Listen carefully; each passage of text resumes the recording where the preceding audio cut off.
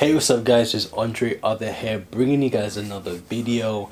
And in this video I'm going to be showing you guys how I made a Dezzie UK drill type beat. Let's get into it. So guys, here's a quick preview of the beat.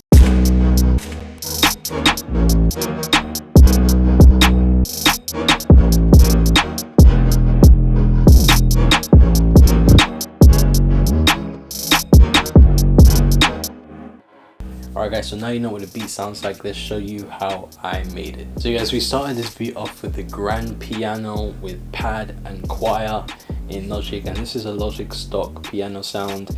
I really like how it sounds because it has that choir and it has that pad, which adds to that kind of haunting kind of effect, which is so important in a drill beat. So yeah, I just came up with a very simple chord progression and a little counter melody to go with it, and yeah, it made up the main melody, and I really liked how the main melody sound. But yeah, I had to, you guys know, I had to add halftime to it. I always add halftime to my melodies just to see how it will sound, and like 9 times out of 10 whenever I'm doing a drill beat, it normally sounds better. So yeah, I added halftime to it just to give it that slower, haunting kind of feel. And then I added some RC20 to it as well, which adds to that lo-fi kind of distorted kind of sound, which is really good with drill beats because you want that distorted, grimy kind of sound and texture to the main melody. So I was liking how the melody was sounding. All the effects made it sound exactly how I wanted it to sound. With the main melody, with the chords, I didn't really add like a humanized kind of option to it because I just didn't like how the chords were sounding when they were humanized, so I kind of gave it that robotic kind of sound, just because there was a lot of dip and modulation to the main melody anyway, so I didn't really want to make it more humanized. But yeah, the main melody sounded good and it ended up sounding like this.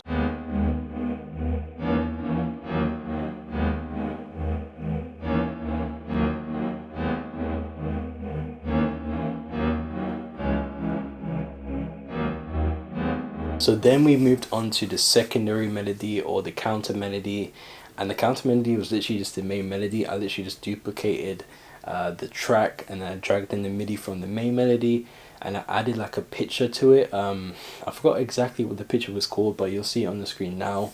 But yeah, I just added a picture to it. I pitched it up about 12 semitones, 1 octave, and yeah, it just ended up having this kind of effect to it. So it didn't just pitch it up, but it kind of added a sort of kind of modulation to it, so it sounded really dipped and it sounded really good with the main melody. I didn't intend for it to sound like that, but it just sounded really good, and it worked really well with the main melody, so I didn't really have to do anything to the actual melody. I kept it the exact same, I just added a pitch to it, and yeah, I liked how it sounded. And yeah, it ended up sounding like this.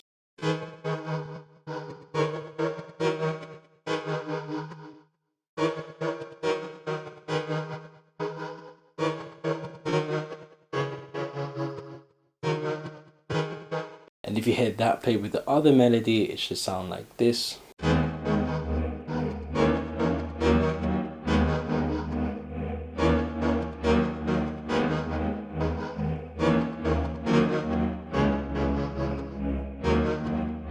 So then after that we moved on to the drums after we was finished with the melody.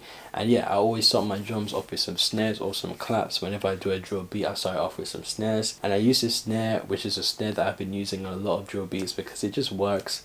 It just sounds really good, and I just can't resist but to use it because it just sounds really good with any drill beat that I do. But yeah, I got the snare from like a random drill pack that I had. It's like a really standard trap kind of sounding snare.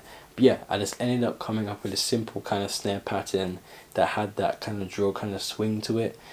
You'll know what I mean when you hear it. But yeah, I was really happy with the snare pattern. It kind of had that bounce, and it kind of just set the drums off. It kind of just gave it that swing, that bounce right from the jump, which is why I like to start off with the snares. But yeah, the snare pattern ended up sounding like this.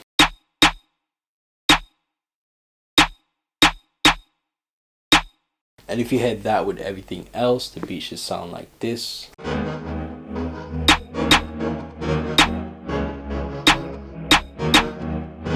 So then I moved on to the kicks right after the snares, because I like to do the kicks after the snares because the kicks is also like the basis of the drums, it's the foundation of the drums, and it's something that really adds that bounce and that drill bounce to a beat. And I like to make sure I make the kicks play off the snares because that's really important for the bounce. So I came up with this very simple kick pattern that just went perfectly with the snares. With the kicks, in terms of effects I added to it, I added overdrive to it to make it hit harder. That's normally my go-to kind of stock plugin to make kicks hit harder. I also EQ'd it as well, just to boost up a certain frequency that kind of made the kick sound a little bit more full. Yeah, so after I was really happy with how the kicks was sounding, I came up with this very simple kick pattern that went perfectly with the snares, and yeah, the pattern ended up sounding like this.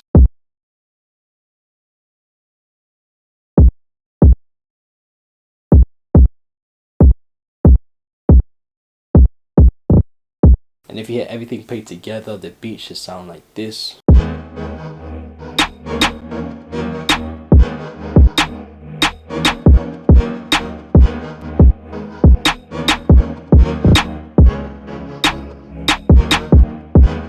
But yeah guys, after that I then moved on to the hi-hats, and this is one of the most important parts of the drums, especially with a drill beat, because this is the part where you can get the most intricate with it and you can do the most, which can really add to the bounce. So like I always preach, messing around with the velocity is the key to having good hi-hats on a drill beat.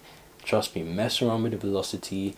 What I like to do is I like to kind of do the standard hi-hat pattern, so the right, and add a little hi-hat before the main hi-hats, and I normally put the velocity down to like 25, because that just adds that drill bounce. Like if you try it with your drill beat, you'll see what I mean, but it just adds that kind of bounce that a lot of drill producers add to the hi-hats. And make sure the hi-hats are bouncing off the kicks and the snares. So whenever you have these little hi-hat rolls, or you kind of take out some hi-hats, make sure that plays off the kicks or the snares. So if you have a roll, sometimes you can have the roll right after a kick or right before a kick. Just make sure you're making sure that the hi-hats are playing with the snares and the kicks, and make sure they're bouncing off the snares and the kicks. And that's why I do the hi-hats last, because I like to kind of put them in between the snares and the kicks and make sure they play off the snares and the kicks. So yeah, that's another important thing when it comes to the bounce. Make sure you're doing it strategically rather than just doing like a standard hi-hat pattern. But yeah, I was really happy with how the hi-hats were sounding in the end, and they ended up sounding like this.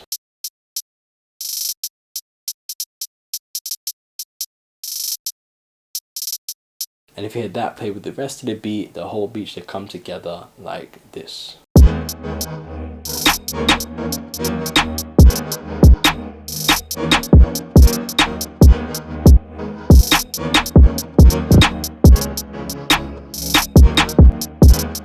So the next thing that I added was a little effect, because I think it's just something that's like a finishing touch with the drill beat.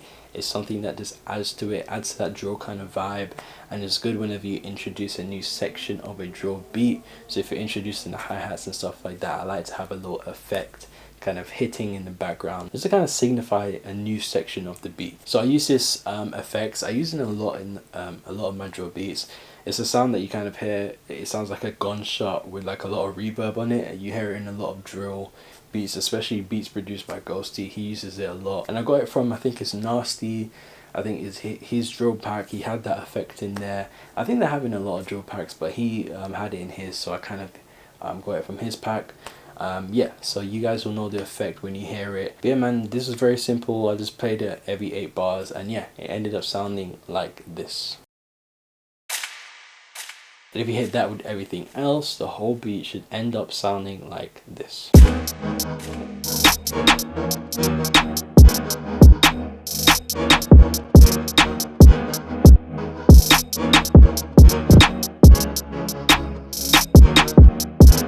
So guys, the last thing that we added to the beat was the bass, and I always do the bass last because I don't know, I kind of wanted to go with every other component, every other track that makes up the beat. So the bass that we use is a Wonder Girl bass that she has on her kit on Splice.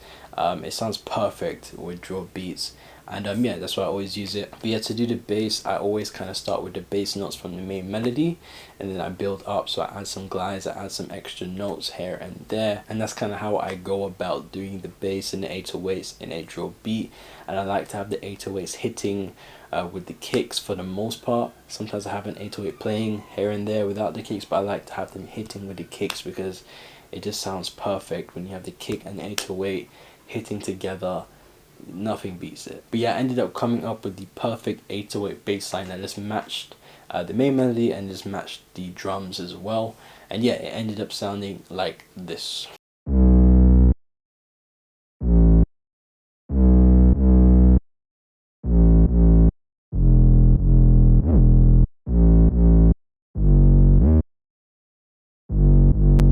And if you hear that played with the other melody, it should sound like this.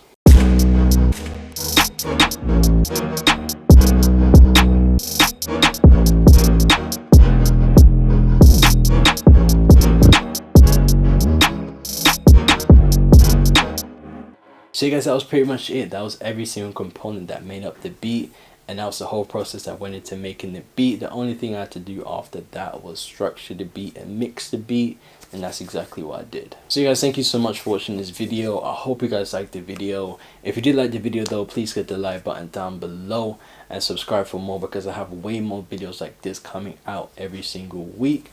And if you guys want to purchase any beats from me, click the link in the description, because I have an offer going on for 10 free beats. So if you want that offer, click the link in the description down below. And if you guys want, you can follow me on Twitter, you can follow me on Instagram for all the latest updates. And I'll catch you guys in the next video. Peace.